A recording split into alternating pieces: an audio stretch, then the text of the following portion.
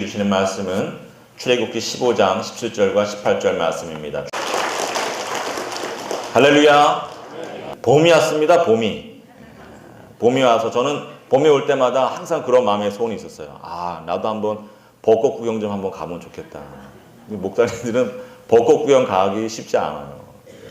또 유채꽃 피는데 한번 가보면 좋겠다. 근데 소원의 반을 이루었습니다. 이번 주에 우리 교육자 수련회를 장로님들이 또 이렇게 제주도로 가도록 이렇게 해주셔서 갔다 왔어요. 부러우시죠? 부러우시라고 사진 한 장 보여드리겠습니다. 여기 삼방산 밑에 있는 아주 꽃밭에서 저는 저기 유채꽃인 줄 알았는데 찍고 나오니까 밭 주인 아저씨가 이거 유채꽃 아니고 배추꽃입니다.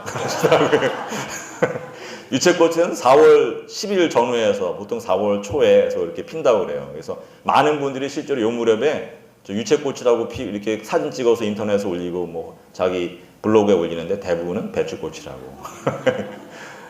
저게 우리 교직원들 다 행복하게 웃고 있는데 장로님들이 다 계산이 깊으신 거예요. 대신방 신방 이제 시작하는데 열심히 하라고 보내주신 줄 알고 우리 뭐 저도 마찬가지고 우리 교직원들 다 힘내서 대신방 하고자 합니다. 여러분도 기도로 준비하시고 많은 은혜 받는 그런 봄이 되기를 주님의 이름으로 믿고 기도하고 축원합니다. 아멘. 지난 토요일 날 어저께까지 우리가 출애굽기 40장에 걸친 내용을 90회에 걸쳐서 이렇게 잘 보았습니다. 출애굽하면은 우리가 바다 갈라지는 이야기로 많이 생각을 해요. 그죠?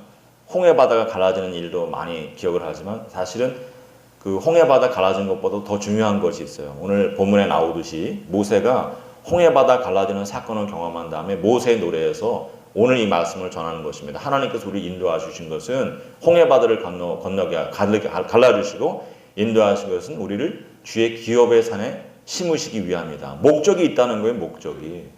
주의 기업의 산이 뭐냐? 주의 처소로 삼으시려고 친히 예비하신 곳이다. 그렇게 이야기합니다. 성전이라고 얘기하는 거예요. 이것이 바로 주의 손으로 세우신, 주께서 세우신 성소로서이다 하는 그런 말을 하면서 하나님께서 왜 우리에게 바다를 갈라주시는 기적을 베풀어 주시고 우리를 출애굽시켜 주시고 구원해 주시는 그 기적과도 같은 일들을 허락하시느냐? 주의 기업의 산에, 주의 처소에, 주의 성소에 심으시기 위함이다. 이제 그런 이야기를 하는 것입니다.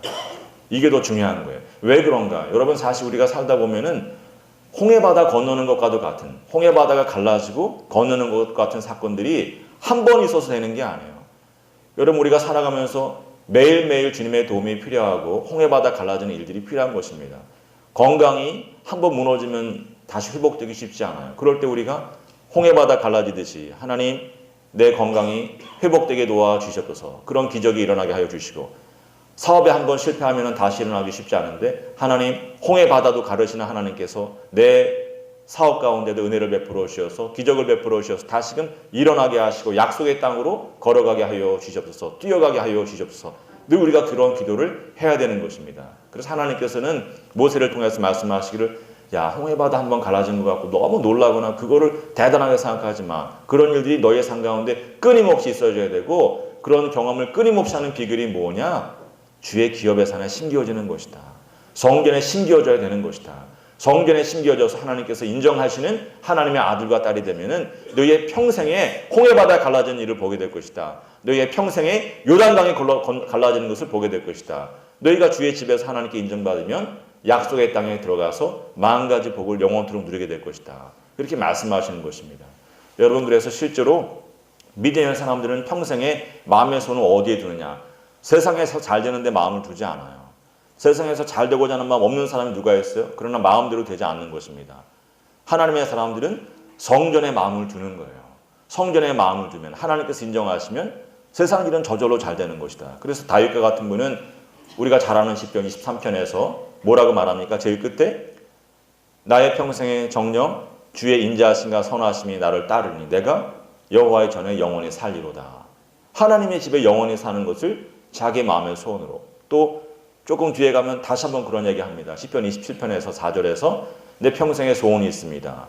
그런데 내가 그 평생의 소원으로 두기만 하고 구하지 못하였는데 내가 지금 그것을 이제 구하고 실천하겠습니다. 무엇이냐? 내가 하나님의 집에서 하나님의 아름다움을 보며 하나님의 성전에서 사모하겠습니다. 하나님의 아름다움을 보겠다. 여호와의 아름다움을 보겠다. 하나님의 눈으로 보입니까? 안 보여요.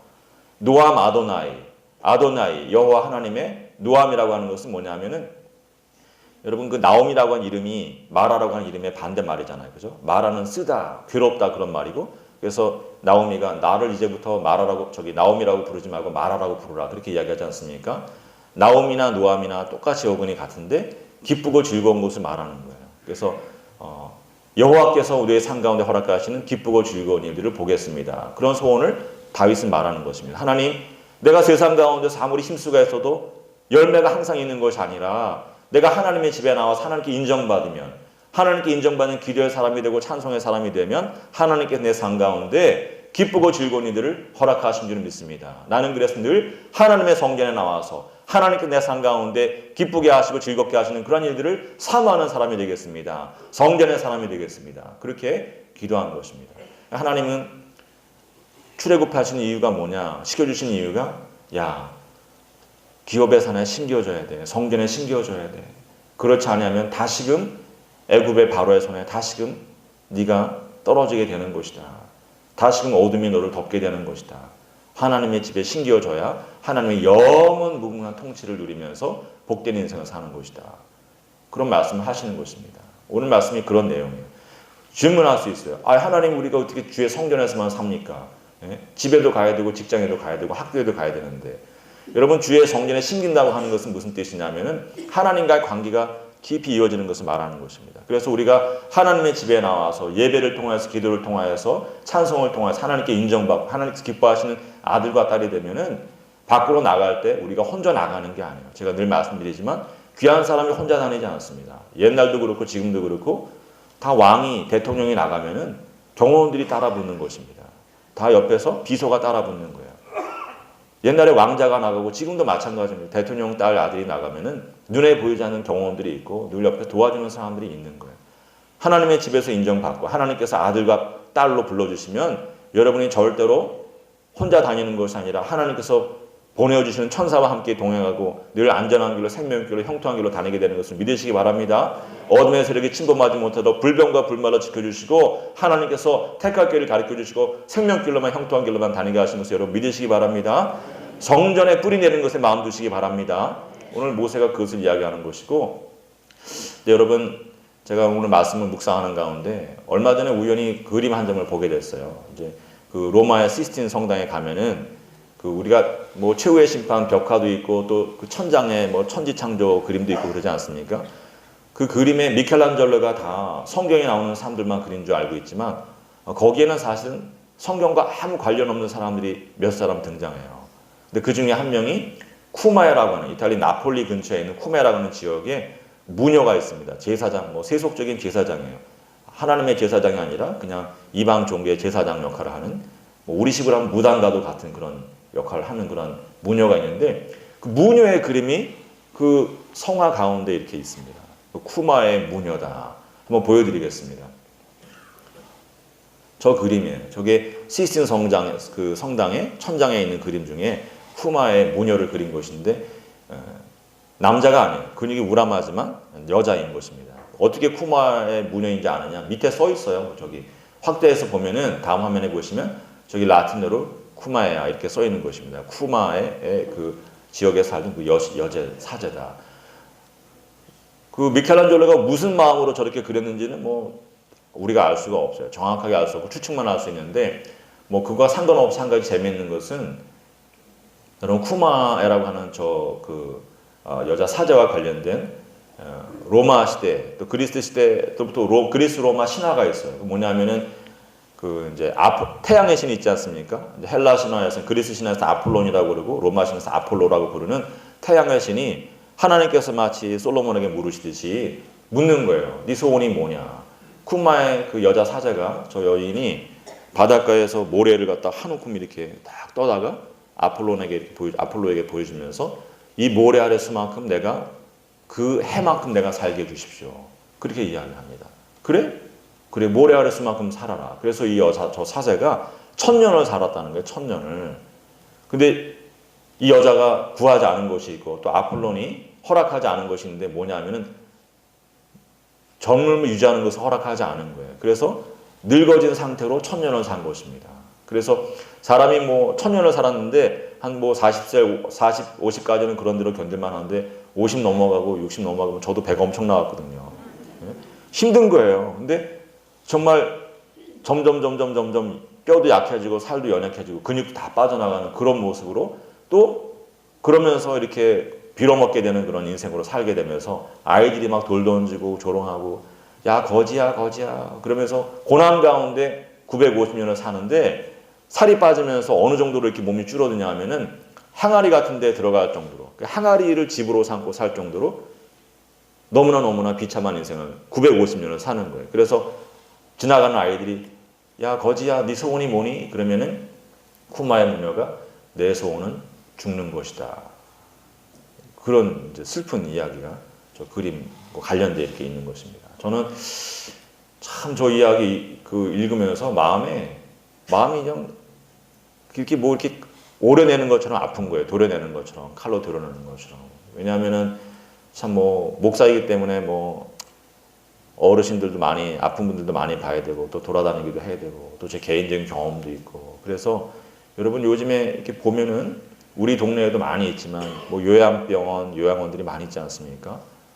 또 병원에도 가보면은 정말로 이렇게 아무런 그 삶의 그 기쁨도 없이 그냥 누워 계신 분이 얼마나 많은지 몰라요. 말도 못하고 코에 호스 끼고 옆구리에 호스 끼고 그냥 눈만 멀뚱멀뚱 뜨고 입만 뻐끔뻐끔 거리시는 분들이 얼마나 많은지. 이 고령화 시대가 이게 좋은 거냐 이게 거의 저주에 가까운 곳이 아니냐.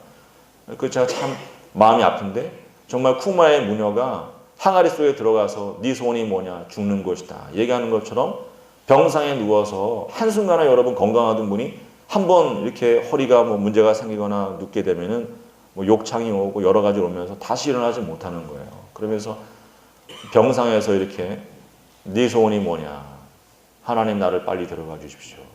그런 소원으로 사는 분들이 얼마나 많은지. 그래서 여러분 우리가 깨달아야 되는 것입니다. 사람은 오래 사는 게 복이 아니에요. 오래 살아도 복이 아니고 무엇이 복이냐? 하나님께서 함께 하시는 것 외에는 복이 없습니다. 하나님께서 함께 하시면 오래 사는 것도 복이 될 수 있어요. 하나님께서 함께 하시면은 잠깐을 살다가도 기쁨으로 하나님 나라 갈 수 있습니다. 그러나 하나님께서 함께 하지 아니하시면 짧게 살면 짧게 사는 만큼 마음에 원통함이 있고 아쉬움이 있고 오래 살면 오래 사는 것이 지옥이 되는 것입니다.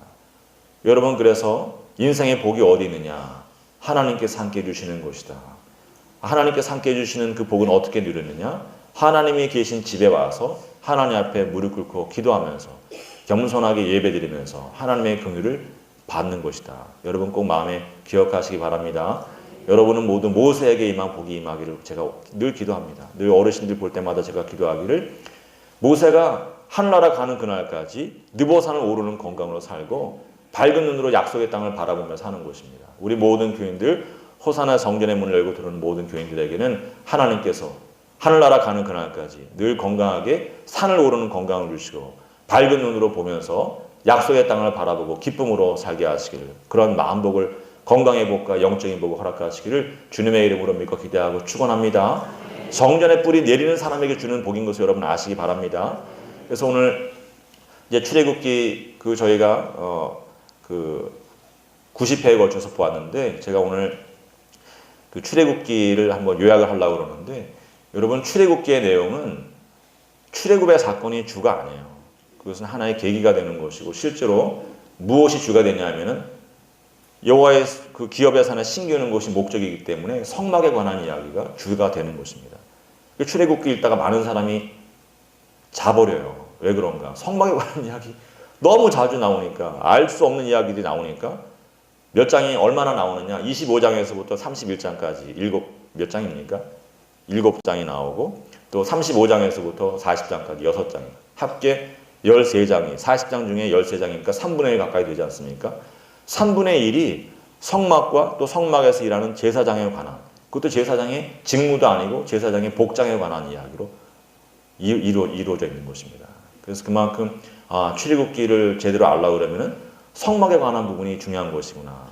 그걸 우리가 깨달아야 되고 그래서 오늘 말씀의 제목이 이것이 주께서 세우신 성소로소이다. 그래서 오늘과 다음 주에 걸쳐서는 제가 원래 한 3주 정도 했어야 되는 것 같아요. 제가 계획을 잘못 세운 것 같은데 어쨌든 1부, 2부 예매했기 때문에 이번 주와 다음 주에 걸쳐서 출애굽기가 말하는 성막이 어떤 곳인가, 이곳에 우리가 뿌리를 내려야 하나님께서 우리의 삶 가운데 영원한 복을 주시고 형통한 복을 주신다고 하는데, 하나님의 영원한 통치를 누리며 살 수 있다고 하는데, 출애굽기는 어떠한 성막을 우리에게 소개시켜주고 있는가. 뭐 새벽 예배 나오신 분들은 또 두 번 듣는 이야기가 되겠지만 여러분 꼭 마음에 새기시기 바랍니다. 너무나 중요한 얘기이기 때문에 이거 많이 들어야 돼요. 많이 듣고 새겨야 되고, 오늘 들어서 되는 것이 아니라 우리 홈페이지에 들어가서 자꾸 들으면서 자꾸 들으시고 또 성경 읽으면서 확인해 보시고, 그러면서 성막이 얼마나 귀한 곳인지 깨달은 그런 귀한 은혜가 있어지기를 주님의 이름으로 믿고 기도하고 축원합니다. 그 성막 모형을 통해서 제가 좀 보여드리려고 하는데, 모형마다 전부 다르지만 제가 오늘 소개해드리는 모형은 이스라엘 그 광야에 tim나라고 하는 그런 공원이 있습니다. tim나 공원에 실제 사이즈로 만들어진 그런 성막이 있어요. 그걸 하나하나 보여드리면서 설명을 드리겠습니다. 이스라엘 tim나 공원에 있는 성막의 모형인데, 그 성막 신학의 여러분 핵심은 뭐냐 하면은, 사실은 뭐 구체적으로 하나하나 다 보겠지만 전체적으로 큰 핵심은 뭐냐 하면은 저것이 이동하도록 되어 있다는 거예요. 이동. 그래서 갈고리들이 있고 궤를 이렇게 꿰게 되어 있지 않습니까? 모든 게 다 그렇게 되어 있습니다. 그래서 이동하게 되어 있고, 그 이동은 누구와 함께 하느냐? 하나님과 함께 이동하는 것입니다. 구름이 떠오르면 이동하고, 구름이 떠오르지 않으면 떠오를 때까지 기다리고. 성막 신학의 핵심은 뭐냐? 하나님과 함께 앞으로 전진하는 인생이 되어야 된다 하는 것입니다. 네 마음대로, 네 속에는 오른 대로 앞서가지도 말고 뒤처지지도 말고 항상 하나님과 함께 동행해야 되는 것이다. 심지어 거할 때조차도, 저 사진에는 안 나와 있지만 이스라엘 12지파가 셋 해서 다 사면으로 이렇게 중심을 해서 성막을 중심으로 사는 것입니다. 그래서 성막을 중심으로 살아야 되는 것이다. 하나님과 함께 전진하는 것이 성도의 삶이다. 그것이 핵심이에요. 앞서가도 안 되고 뒤처져도 안 되고. 여러분 면적은 얼마 안 돼요. 면적은 얼마 안 되지만 저 성막을 중심으로 해서 살아가는 사람들은 늘 생명길로, 형통한 길로 걸어가게 돼 있지만, 저 성막이 아니라 넓은 세상에 마음을 두고 사는 사람들은 언젠가는 길을 잃게 되어 있습니다. 반드시 길을 잃지 않을 수가 없어요. 반드시 길을 잃고 그곳에서 생을 마치게 되어 있는 것입니다. 여러분 좁은 땅덩어리이지만, 얼마 되지 않은 한 뼘도 안 되는 그런 땅이지만, 저 성막을 가장 귀하게 마음에 담고 성막 중심으로 사는 사람들에게 마음가지 복이 임하는 것을 여러분 믿으시기 바랍니다. 믿으시기 바랍니다. 그리고 성막 신학의 또 다른 귀한 것은 뭐냐 하면은 저 재료입니다. 재료는 사진으로 봐서 나오지 않아요. 왜냐하면은 그 나무로 틀을 짠 다음에 그것을 금으로 입히고 은으로 입히고 노수로 입혔기 때문에 안에 들어가 있는 것은 눈에 띄지 않아요. 대부분의 경우에. 근데 그 안에 들어가 있는 목재를 무엇으로 쓰느냐? 시띠나무, 조각목으로 쓰는 것입니다. 광야에 유명한 그 나무들은 에셀나무, 시띠나무 이런 것이 있는데, 시따라고 하는 히브리 말 복수형이 시띠입니다. 그래서 그 소리 나는 대로 옛날에 시띠나무라고 되어 있는데 요즘에는 이제 조각목이라는 말로 많이 번역을 해요. 근데 여러분 광야와 사막에서 자라나는 식물들은 특징이 있어요. 공통적인 특징이 있는데 그 뭐냐면은 뿌리를 깊이 내린다고 하는 것입니다. 뿌리를 깊이 내리지 않으면 어떻게 살겠어요? 비가 내리지 않는데. 깊이 뿌리를 내려야지만 조금이라도 물이 있는 거 다 흡수해야지만 살아남는 것입니다. 하나님께서 왜 조각목, 광야에 있는 나무들로 성막을 짓게 하시느냐? 우리에게 깨달으라고 하는 것입니다. 야, 뿌리 깊게 내리지 않으면 살 수 없다. 성전에 성막의 뿌리를 깊이 내려야지만 형통함이 있는 것이다. 왔다 갔다 하는 것으로 되는 것이 아니라 뿌리를 깊이 내리는 사람이 하나님의 인정을 받고 하나님의 자녀로, 하나님의 딸로 복된 인생을 살게 되는 것이다. 뿌리를 깊이 내려라. 말씀하시는 것을 여러분 들으시기 바랍니다. 그래서 교회 왔다 갔다 하는 것으로 되는 것이 아니라 자꾸 뿌리 내리기 위해서 성가대도 쓰고 교사도 하고 뭐 주방봉사도 하고 예배 안내도 하고 어떻게든 교회에 뿌리를 내리기 위해서 성도의 교제가 뿌리가 돼요. 그런 것들을 여러분 힘쓰시는, 그래서 하나님의 복을 누리시는 성도들이 되시기를 주님의 이름으로 믿고 기대하고 축원합니다. 이 뿌리를 깊이 내리고 물을 흡수하지만 충분하지는 않아요. 그래서 광야에서 자라는 나무들의 특징은 쉽게 메마르고 그리고 비틀어지고 갈라진다고 하는 것입니다. 그럴 수밖에 없잖아요. 그죠? 모양이 좋게 나올 수가 없어요. 조금만 비가 오래 안 오는 기간이 길어지면 마르고 비틀어지고 갈라지는 것입니다. 하나님께서 우리에게 가르쳐 주시는 거예요. 야, 이 조금만 비가 잠시만 안 와도 금방 말라버리고 비틀어지고 갈라지는 것이 너희다, 너희. 홍해바다 가르는 기적을 보여줘도 사흘 만에 배신하는 게 너희 아니냐. 매일매일 만나를 먹여주어도 금방 모세에게 덤벼들고 하나님께 거역하고 하는 것이 너희 아니냐. 너희의 본성이 이 조각목과도 같다. 그걸 깨달아야 된다. 하나님 앞에 너희는 항상 죄 있는 것을 깨닫고 겸손하게 서야 되는 것이다. 하나님께서 말씀해 주시면서 그러나 우리에게 겸손만 강요하시는 것이 아니라 어쩔 수 없는 그 죄인들인 것을 아시기 때문에 하나님께서 어쩔 수 없는 죄인들을 또 어떻게 하시느냐. 갈라지지 아니하도록 비틀어지지 아니하도록 금으로 싸주시는 거예요. 노수로 싸주시는 것입니다. 은으로 덮어주시는 것입니다. 그래서 우리가 갈라지려고 해도 갈라질 수가 없는 거예요. 여러분 그것을 하나님의 사랑이라고 하는 것입니다. 여러분 그래서 성막을 통해서 우리가 보게 되는 것은 뭐냐면 우리는 늘 조각목과도 같이 조금만 마음에 안 좋은 것이 있고 조금만 어려운 일이 생겨도 불평하고 원망하고 남을 시기하고 질타하는 그런 사람들이지만 갈라지고 비틀어지는 사람들이지만 하나님께서 늘 나를 긍휼히 여겨주시고 금으로 덮어주시고 은으로 덮어주시고 노수로 덮어주셔서 갈라지지 않게 도와주시고 마르지 않게 비틀어지지 않게 도와주시니 감사드립니다. 그런 감사가 있어야 되는 것입니다. 성막에 나올 때마다 감사가 있어야 돼요. 마음 가지로 감사한 마음이 있어야 되는 것입니다. 여러분 그래서 하나님의 자녀들은 무엇을 또 깨달아야 되느냐 하면은 세상은 늘 높은 사람 끌어내리는데 기쁨이 있고 기쁨을 가지고 또 잘난 사람 못난 모습 보이는데 기쁨을 누리지만 하나님의 DNA를 가진 자녀들은 덮어주는 사람들이 되어야 되는구나. 모든 사람이 다 연약한데 그거 뭐 교만한 것도 문제지만 그 교만한 사람 굳이 넘어지는 거 보려고 하는 마음도 문제인 것입니다. 그래서 덮어주는 것이 하나님의 자녀구나. 모든 사람이 다 조각목과도 같은데 그거 굳이 보려고 하지 않고 가서 노수로 덮어주고 세워주고 무거운 것으로 덮어서 세워주는 것입니다. 또 은으로 발라주고 금으로 덧칠해서 번쩍번쩍 빛나게 해주는 것이 그것이 하나님의 자녀의 삶이구나. 하나님 나는 평생에 어려운 사람들 찾아가고 또 연약한 사람들 찾아가서 노수로 그 사람을 세워주고 은으로 그 사람을 입혀주고 금으로 그 사람을 덮어주는 사람이 되게 하여 주시옵소서. 위로하고 격려하고 세워주는 사람이 되게 하여 주시옵소서. 그런 마음의 소원을 갖고 하나님의 자녀로 하나님의 백성으로 거룩하게 변모되어지는 모든 우리 성도들이 되시기를 주님의 이름으로 믿고 기대하고 축원합니다. 축원합니다. 저 사진으로만 볼 수 없는 것이 또 뭐냐? 사진으로는 여러분 냄새를 맡을 수 없어요. 그죠? 그러나 하나님의 성전에는 냄새가 있어요. 하나님께서 성전에서만 맡을 수 있는 그런 향을 만드시는 것입니다. 관유를 부어서 저 울타리로부터 시작해서 성막과 또 저 안에 있는 모든 기구들에 다 특별한 기름을 부으시는데 그 기름에서만 나는 냄새가 있어요. 구별된 냄새. 구별된 것을 우리가 거룩하다고 하는데 거룩한 냄새가 있는 것입니다. 가까이 가면 갈수록 있어요. 심지어는 저 안에 들어가면은 성소에 들어가게 되면은 향을 또 피우는데 향을 태우는데 그 향은 어느 곳에서 만들 수도 없고 하나님 성막 외에서는 그 어떤 사람에게도 제사장을 제외한 사람에게 발라서도 안 돼요.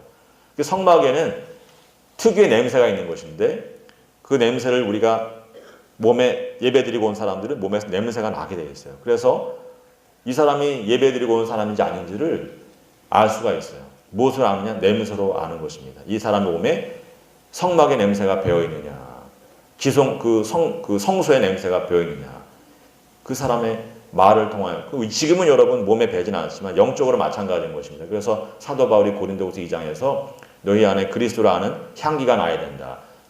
바울은 무슨 근거로 그런 이야기를 하느냐? 유대인들의 성막의 그 실제에 대한 그 경험을 가지고 그런 이야기 하는 거예요. 옛날에 우리 조상들이 성막에서 예배드릴 때, 성전에서 예배드릴 때 예배드리고 나면은 몸에서 성전에서만 맡을 수 있는 그런 냄새들이 몸에 배어서 나오는데 우리가 지금은 성전에서 예배드리지 않지만 너희가 정말 하나님 아는 사람으로 예배드리고 나왔다면 너희의 언어를 통하여서 그리스도의 향기가 반드시 나야만 되는 것이다. 너를 통하여서 내 남편이 네가 예배드리고 온 것을 알아야 되는 것이고 너를 통해서 내 아내가 네가 하나님을 아는 자녀인 것을 알아야 되는 것이고 자녀들이 알아야 되고 부모님이 알아야 되고 직장 동료가 알아야 되는 것이다. 네 안에 정말 그리스도라는 향기가 성막에 들어갔다 나온 성전에 들어갔다 나온 향기가 나느냐. 항상 그것을 우리에게 질문하시는 것입니다. 여러분 항상 여러분의 삶 가운데 여러분의 말씀 가운데 여러분의 말 가운데 하나님 아는 향기가 성막에 들어갔다 나온 성전에서 예배드리고 나온 향기가 나기를 주님의 이름으로 믿고 기대하고 축원합니다. 오늘 좀 시간이 걸리더라도 이제 다음 주에도 하겠지만 그 울타리부터 하나하나 이렇게 보려고 하는데 다음 화면에 보시면은 울타리를 이제 아까 그림에서는 이게 직사각형이라는 느낌이 안 되는데 직사각형으로 되어 있어요. 그래서 이 가로 세로가 100규빗과 50규빗으로 되어 있습니다. 1대2의 비율로 되어 있는데 한 규빗이라고 하는 것은 뭐냐? 히브리 말로 암마는 우리가 이렇게 팔을 접으면 접히지 않습니까?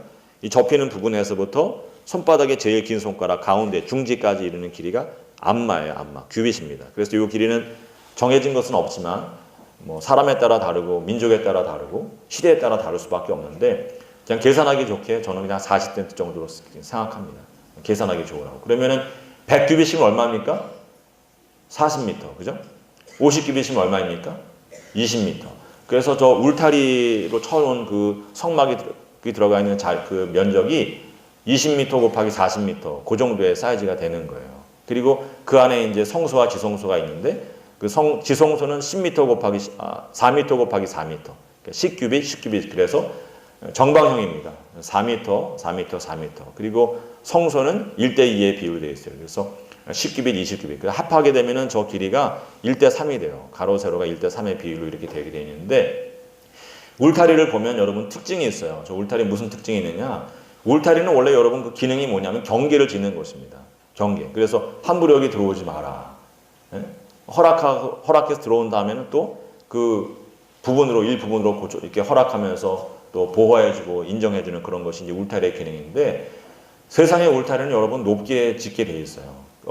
얼마 전에 한 여행가가 일본에 갔다 와서 무슨 글을 썼냐면은 도요토미 히데요시가 쌓은 성을 가봤는데 성이 뭐 꽤 높게 지어져 있는데 특징이 뭐 울타리도 없고 담도 없고 그냥 높은 거예요. 그래서 저기 왜 저렇게 지었는가? 닌자들이 우리 영화에서 보는 닌자들이 자객들이 올까봐 겁나가지고 닌자들이 오면은 금방 눈에 띄도록 그렇게 건물을 지었다. 세상의 모든 성들은 사실은 형태는 좀 다름이 조금씩 다르겠지만 기본적으로 같아요. 높게 짓는 것입니다. 왜 그런가? 자기 죄 지은 게 많기 때문에 높게 짓는 거예요. 겁이 나기 때문에 두려움이 있기 때문에 높이 짓는 것입니다. 또 자기가 연약하고 허물이 있기 때문에 연약함과 허물을 노출하지 않고 해서 권력으로 권세로 성을 높이 쌓는 것입니다. 요즘에 시진핑이라고 하는 중국의 국가 주석이 또 자기 영구 집권하겠다고 죽을 때까지 집권하겠다고 왜 그런가? 왜 갑자기 그 사람 그런 엉뚱한 이야기를 해가지고 전 세계를 깜짝 놀래키는가? 그 사람이 숙청한 사람들이 많은 거예요. 숙청시킨 사람들이. 그동안 잘라버린 사람들이 많아요. 그래서 자기가 이제 내려올 생각을 하니까 아유 그 사람들 원한이 사무쳤는데 나도 한순간에 망신당하는 거 아니야?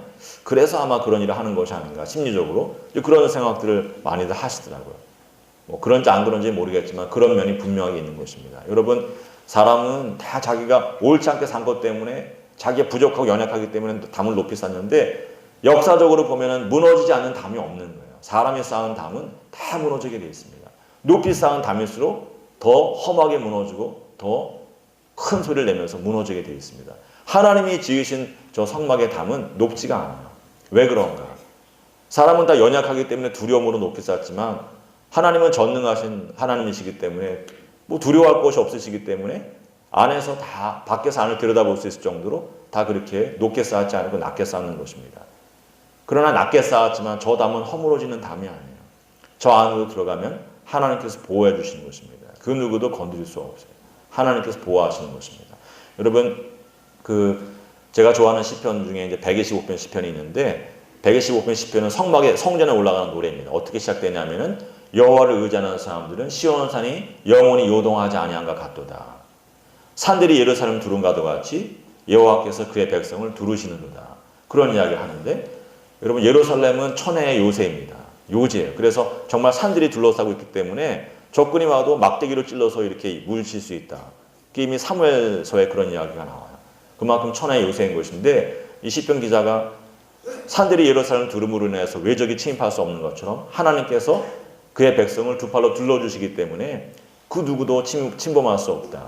안전한 인생, 평안한 인생을 살 수 있는 것이다. 그런 이야기를 하는 것입니다. 여러분 하나님께 둘러주신 인생이 되시기를 주님의 이름으로 믿고 기도하고 축원합니다. 여러분이 저 문을 열고 저 동그라미 친 동쪽에 난 문을 열고 들어가게 되면은 하나님께서 만 가지 어둠의 세력으로부터 지켜주시고 여러분에게 평안을 주시는 것을 믿으시고 항상 평안을 구하는 마음으로 사모하는 마음으로 은혜를 사모하는 마음으로 성전으로 나오는 주의 자녀들이 되어지기를 주님의 이름으로 믿고 기도하고 축원합니다. 저기 뭐 좁은 그 구조물이긴 하지만 문은 하나밖에 없어요. 문은 하나밖에 없습니다. 그리고 그 문은 반드시 동쪽을 동쪽에 나게 되어 있어요. 저게 이제 동그라미 친 부분이 동쪽에 난 문인데 꽤 넓은 문이지만 어쨌든 문은 하나예요. 예수님은 좁은 문으로 들어가라고 했는데 옛날 성막에는 사람만 들어가는 게 아니에요. 짐승을 데리고 들어가지 않습니까? 그렇기 때문에 문을 현실적으로 넓게 했는데 문이 하나밖에 없어요. 여러분, 예수 그리스도 외에는 문을 열어주는 문이 없는 것입니다. 하나님께로 들어가는 문, 하나님의 집으로 성전으로 들어가는 문은 예수 그리스도께서만이 열어주시는 것입니다. 그 외에 다른 이름이 없어요. 그리고 왜 동쪽으로 문을 내게 하시냐? 여러분, 주님께서 우리의 삶 가운데 빛으로 찾아오셔서 어둠을 물리쳐 주시는 것처럼 동쪽을 통하여서 우리와 함께 우리가 주님의 손을 잡고 주의 집으로 나가게 되면은 우리의 삶 가운데 어둠이 물러가는 것을, 아침이 밝아오면서 어둠이 물러가는 것을 상징하기 위해서 사실은 고대 근동의 모든 신전들이 다 동쪽으로 문을 내고 있습니다. 그러나 참빛은 예수님 한 분 외에는 없다. 여러분 믿으시고 예수님 손을 잡고 아침에 주의 집으로 나오고 특별히 새벽 기도 때 새벽을 깨우면서 주님의 집으로 나오면은 여러분 새벽 기도 마치고 들어갈 때 아침만 밝아오는 것이 아니라 여러분의 가정에 영적인 빛이 찾아오고 거룩한 빛이 찾아오고 기쁨의 빛, 생명의 빛이 여러분의 가정과 직장에 여러분의 세상길을 비추는 것을 여러분 믿으시기 바랍니다. 항상 주님과 손을 잡고 동쪽 문을 통하여서 어둠을 물리치면서 앞으로 전진하고 하나님께로 가까이 나아가는 주의 자녀들이 되어지기를 주님의 이름으로 믿고 기대하고 축원합니다. 저 문을 열고 들어가면 제일 먼저 무엇이 보이느냐? 번제단이 보여요. 번제단이 이게 5규빗, 그래서 한 2m 정도 되는 정방형으로 되어 있고 높이는 1.2m, 3규빗입니다. 높다면 높고 낮다면 낮은데 그 위에 우리가 그 번제단 안에다가 전부 그 동물 같은 거 놓고 그 희생 제물을 드려야 되기 때문에 다 이렇게 집게로 하려고 그러면은 낮은 건 아니에요. 그래서 저렇게 올라가는 그 장치를 하나 마련해 놓고 안을 들여다보면 어떻게 되느냐? 중간쯤 되는 곳에 저렇게 석쇠가 있어요. 저거 여러분 딱 보면은 무슨 생각이 드십니까? 저 옛날에 몰랐는데 미국 가니까 알겠더라고요. 아, 저기 고기 굽는 장치구나. 하나님께서 고기 굽는 장치를 허락하셨구나. 여러분 예배를 드린다고 하는 것이 사실은 옛날 화목제, 우리가 이번 주부터 이제 레위기 보게 되는데 레위기의 5가지 제사 중에 귀한 제사가 이제 포함된 것이 화목제인데 또 화목제 아니고 다른 제사들도 먹게 되는 그런 제사들이 있는데 기본적으로 하나님께 예배 드린 다음에 하나님께서 그냥 돌려보내지 않는 거예요. 야, 예배 드리라고 힘썼다. 저 석판에 있는 고기 니들 먹어라. 에? 저 석판 놓고 고기 구우면 얼마나 좋은지 몰라. 기름이 쭉쭉 빠지면서 고기가 얼마나 잘 구워지는지 몰라. 사랑하는 아들아, 사랑하는 딸아, 그냥 가지 말고 이 고기 먹고 즐거운 마음으로 가고 기쁨으로 가고 힘을 내서 가라. 그래서 여러분 고기판을 주시는 거예요. 고기판을. 제가 농담하는 것 같습니까? 농담이 아니라 진짜예요. 진짜 그런 것입니다. 하나님께서 왜 저런 구조를 만드셨느냐? 고기 구워 먹고. 제가 그래서 여기 쉴만한 물가 세우자마자 뭘 갖다 놨습니까? 고기 굽는 거 갖다 놓은 거예요. 고기 굽는 거. 제가 성경적으로 사는 사람이에요. 성경적으로. 하나님의 집에 나오면은 반드시 고기를 구워 먹어야 된다. 그래서 그릴 갖다 놓고 늘 와서 즐겁게 기쁘게 가족끼리도 와고 친구끼리도 와서 늘 쉴만한 물가에서 고기 구워 드시라고. 하나님이 다 허락하신 일이다. 기쁨으로 예배드리고 기쁨으로 주의 집에서 뿌리 내리고 살라고 저런 장치를 해놓으신 것입니다. 근데 여러분 이제 저것을 들고 가게 되어 있어요, 그죠? 이제 다음에 화면에 보는 것은 들고 가게 되어 있는 것인데 그 다음에 무엇이 있느냐 하면은 물두멍이 있습니다. 물두멍은 당연하게 손 닦고 발 닦는 것으로 알고 있지만 그것에 그치는 게 아니에요.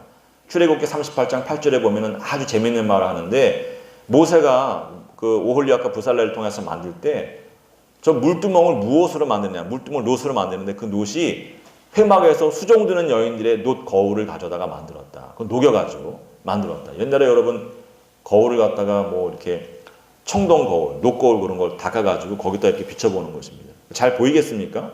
잘 안 보여요.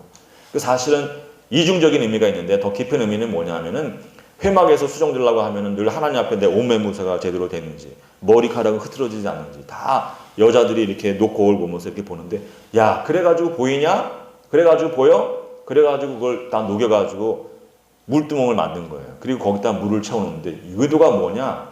여러분 옛날에 거울이 없던 시절에 또 놋 거울만 해도 좀 잘 사는 사람이 별로 좋지도 않은 건데 잘 사는 사람이 있어야 되는데 그걸 가질 수가 있는데 옛날 여인들은 어떻게 화장을 했느냐 궁금하지 않습니까 여러분? 궁금하죠? 한 번도 생각해보지 않으셨습니까? 옛날 여인들은 어떻게 화장을 했을까? 그릇에다 물 담아놓는 것입니다. 물. 그릇에다 물 담아놓고 비춰보면은 노 거울로 보는 것보다 100배는 더 잘 보여요. 그래서 하나님께서 노 거울 다 녹여가지고 물두멍을 만들어 주시고 비춰보라고 하시는 거예요. 손만 닦는 것이 아니라 사실은 비춰보게 하시는 것인데, 여러분 머리카락 만지고 뭐 옷 매무새 만지는 그 차원이 아니라, 야, 너희 이 성전에 들어올 때, 성막에 들어올 때 그냥 들어오면 안 된다. 어떤 마음으로 들어오고 있는지 알아야 될 게 아니냐. 또 조금 전에 번제단 통과해서 들어왔지, 거기서 뭐 봤냐. 하나님께서 여러분 번제단에 늘 하루 종일 무엇이 타오르게 했냐면 어린 양이 그 안에서 타게 만드시는, 어린 양의 피가, 어린 양의 살이 타게 만드시는데, 그 기억하게 하시는 것입니다. 야, 어린 양이 너를 위해 속죄했기 때문에 네가 이 성전에 들어올 수 있는 것이야. 넌 시든 나무 같은 인생이잖아. 너 죄성이 가득한 사람이잖아. 아무리 은혜를 베풀어도 끊임없이 배반하고 끊임없이 원망하는 사람인데 그 마음으로 그 모습으로 어떻게 나올 수 있냐. 어린 양의 피가 늘 내 앞에 타서 향연으로 내 코에 있기 때문에 내가 어린 양의 그 속죄, 어린 양을 기억하면서 내가 너를 용서해 주는 것인데, 너 정말 속죄하는 마음으로 온 거 맞냐? 참여하는 마음으로 온 것이 맞냐? 감사하는 마음으로 온 것이 맞냐? 돌아보게 하시는 것입니다. 물두멍을 통해서 얼굴만, 온 매무새만 만지게 하시는 것이 아니라, 너 정말 참여하는 마음, 감사한 마음으로 왔냐? 감사한 마음으로 오지 않으면 괘씸죄에 걸려요, 여러분. 하나님은 사랑하는 아들을 십자가에 못 박히고 죽게 하셨는데, 감사함이 없이 오면은 여러분 괘씸죄에 걸리지 않을 수가 없는 거예요. 그래서 성도들은 항상 주의 집에 올 때마다 하나님 감사합니다. 예수 그리스도의 흘리신 보혈로 인하여서 내가 오늘 주의 집에 올 수 있습니다. 하나님 감사합니다. 하나님 감사합니다. 그 마음으로 와야지 하나님께서 인정하시고 마음가지 은혜와 복을 주시면서 됐다, 잘 왔다 말씀하시는 것입니다. 아멘. 아멘. 그리고 저 물두멍을 지나면은 제가 이제 다음 주에 해야 되니까 요거는 좀 해야 될 것 같아요. 그 성막이 있는데 성막 덮개가 있습니다. 오늘 덮개까지만 말씀드리려고 그러는데, 제가 저 동그라미 쳐놓은 이유가 뭐냐면 덮개가 하나로 된 게 아니에요. 천 하나로 덮은 게 사중으로 되어 있습니다. 사중 덮개로 되어 있습니다. 그 제일 안쪽에는 무엇이 있느냐? 청색, 자색, 홍색 실과 또 가늘게꼰 배실로 된 천이 이렇게 덮어요. 그 천에다 수도 넣는 것입니다. 그룹을 수놓하는 것인데, 그 천으로 한 막을 이루고 그 위에다가 염소털로 짠 것을 또 하나 이루고 그 위에 양가죽으로 된 천을 또 하나 입히고, 마지막에는 뭐 해달인지 뭐 돌고래인지 모르지만 바다에 사는 그런 짐승의 가죽을 벗겨서 사중의 천막을 만드는 것입니다. 사중의 덮개를 만들어요. 여러분 이게 의미가 있는 것입니다. 저는 사실 옛날에 군대에 있을 때 성경 읽다가 이거 읽으면서 전부 혼수 상태에 빠져들고 잤어요. 여러분 오늘 말씀 잘 들으시고 주무시지 않기 바랍니다. 그 청색실은 그냥 지은 것이 아니에요. 히브리 말로 테켈레트라고 하는데, 테켈레트는 여러분 제비꽃을 말하는 거, 바이올렛. 영어 성경에 보면 바이올렛으로 되어 있어요. 바이올렛. 제비꽃을 말하는 것입니다. 그래서 영어 성경에 보면 블루, 우리도 청색 이렇게 되어 있는데, 사실은 테켈렛이라고 하는 것은 제비꽃의 색깔을 말하는 것이다. 봄의 색깔을 말하는 거예요. 그래서 여러분 청색은 봄의 색깔, 생명의 색깔을 말하는 것입니다. 그래서 청색실로 꼬게 하시는 이유가 뭐냐? 이 안에 들어가면, 요거 이제 너 성막까지 왔는데 너 요 휘장문 열고 딱 들어가면 생명의 주님께서 너 기다리고 계시다. 누구한테 왔는지 알고 와야 될 거 아니야. 생명의 주님께로 네가 지금 나온 거야. 생명을 원하며 왔느냐? 잘 왔다. 또 여러분 자색실은 뭐 이게 사실 무슨 색인지 잘 이게 헷갈리긴 하지만 이게 부와 권위의 상징입니다. 그래서 왕가에서 쓸 수 있는 색이에요. 옛날 조선시대도 그렇고 뭐 중국도 마찬가지고 아무나 막 아무 옷이나 입을 수 없거든요. 그 왕족만 입을 수 있는 색깔이 옷이 따로 있습니다. 근데 자색이 왕의 색이에요. 왕가의 색인 것입니다. 왕의 권위를 상징하는 색. 그래서 자색실을 쓰게 하신 이유가 뭐냐? 이 천막 열고 들어오면 누가 있는지 아냐? 만왕의 왕이 계시다. 네가 알고 들어와라. 말씀하시는 것입니다. 그리고 홍색실은 톨라아트 샤니라고 하는 말인데, 톨라아트의 톨라도 벌레이고 샤니도 벌레예요. 두 개가 다 피부가 빨간, 내 죄가 진원 같을지라도 할 때 쓰는 그 명사가 사실은 벌레 샤니인 것입니다. 톨라 두 개. 그래서 빨간 피부를 가진 그 벌레를 막 가져다가 이 홍색을 내서 이제 실을 만들려고 하는 것인데, 이건 피를 말하는 것입니다. 말 그대로 피를. 네가 여기에 어떻게 들어왔느냐? 너 어린 양 저 번제단에 태우는 곳으로 들어온 거 기억해야지. 네가 죄 있는 것을 기억하고 어린 양의 속죄의 피로 인해서 들어온 것을 기억해야지. 오늘 우리에게는 너 예수 그리스도의 피를 기억하지 않고 들어올 수 없다. 예수 그리스도의 피를 기억하는 사람이 아니면은 생명의 주님을 만날 수 없고 만왕의 왕을 만날 수가 없는 것이다. 하나님께서 그렇게 이야기해 주시는 것입니다. 그리고 가늘게 꼰 배실, 그 당시 낼 수 있는 가장 그 깨끗한 아이보리빛의 상아빛 색깔이 이제 배실되는 것인데 나중에 누렇게 되겠지만, 그래서 너희가 생명의 주님께로 나오고 만왕의 왕께로 나올 때는 항상 속죄하는 마음으로 나와야 되는 것이고, 그리고 거룩하게, 이제부터는 내가 거룩하게 살아야겠다. 이제부터는 내가 깨끗하게 살아야 되겠다. 그런 마음으로 나와야 되는 것이다. 그래서 제일 먼저 눈에 딱 보이는 것은 첫 번째 그 막이 뭐냐면은 청색, 자색, 홍색 질과 가는 배실로 꼰 그 천으로 된 막을 내리고, 그 다음에는 염소 가죽으로, 염소의 털로 만든 가죽을 덮는 것입니다. 천을. 왜 그런가? 야, 아무리 네가 힘쓰고 애쓰고 경건을 힘쓰고 그래도 기본적으로 너는 염소인 것을 알아야 된다. 염소. 예수님이 여러분 마태복음 25장에서 최후 심판 이야기하실 때 양과 염소로 가리지 않습니까? 염소는 어둠의 자식들이에요. 악의 자식들인 것입니다. 그런데 하나님께서 우리에게 야, 너 아무리 그렇게 힘쓰고 해서 기본적으로 네가 염소인 걸 알아야 된다. 죽어야 되는 염소인 것을 알아야 된다. 야곱이 염소털 뒤집어 쓰고 아버지한테 아버지 제가 에서입니다. 그런 에서가 아닌 것처럼 네가 기본적으로 염소의 털을 뒤집어 쓰고 있는 그 야곱가드 같은 인생인 것을 알아야 된다. 그래서 염소털을 덮게 하시고 그 다음에 양의 가죽을 붉게 무드질한 양의 가죽을 써서 네가 염소이지만 네가 지금도 어린 양의 그 가죽을 피로 물든 그 가죽을 어린 양의 보혈의 공로를 의지하면서 나오면 내가 너를 염소이지만 양으로 보아주겠다. 그게 여러분 의미가 되는 거예요. 그 마지막에는 실제로 비가 내릴 때 비 빠져버리면 안 되기 때문에 물에서 사는 큰 짐승, 돌고래랄지, 그런 해달 같은 것들, 그런 거 가죽을 다 엮어가지고 물이 침투하지 못하게 만드는데, 영적으로 보면은 여러분 제가 우리 교인들한테 많이 말씀드리지만 혼돈의 세력, 창세기 1장에는 혼돈의 물이 있지 않습니까? 그 어둠의 세력을 상징하는 것인데 성막은 어둠의 세력이 침습할 수 없다는 거예요. 혼돈의 세력이, 혼돈의 태초의 물이 침습할 수 없는 곳이다. 너희의 삶 가운데 어둠의 세력이 침습하지 아니하고 항상 빛 가운데 살고 은혜 가운데 살기를 원하면은 해달 가죽으로, 돌고래 가죽으로 덮은 이 성막이 항상 들어와야만 되는 것이다. 하나님께서 그렇게 우리에게 은혜를 주시는 것입니다. 여러분 항상 이게 다 하나님 앞에 나올 때 어떤 마음으로 와야 되는지를 가르쳐 주는 거예요. 만왕의 왕을 뵈러 왔느냐? 생명의 주를 만나러 왔느냐? 참여하는 마음으로, 예수 그리스도의 보혈을 믿는 마음으로 오고 성결하게 살고자 하는 그런 결단을 가지고 들어와야 되고, 그 결단을 하면서 동시에 나는 여전히 염소입니다. 그러나 내가 예수 그리스도의 보혈로 인하여서 내가 양으로 하나님 앞에 나왔어. 하나님 나를 양으로 보아주시고 나를 인정하여 주셨소서. 하나님께서 함께 하시면 내 삶은 다시는 어둠의 세력이, 물의 세력이, 혼돈의 물이 침습하지 아니하고 내가 주님 앞에 만 가지 복을 이루는 은혜의 자녀가 되는 줄 믿습니다. 그런 마음으로 성전에 나오라고 저는 장치를 하시는 것입니다. 여러분 항상 마음에 새기시기 바랍니다.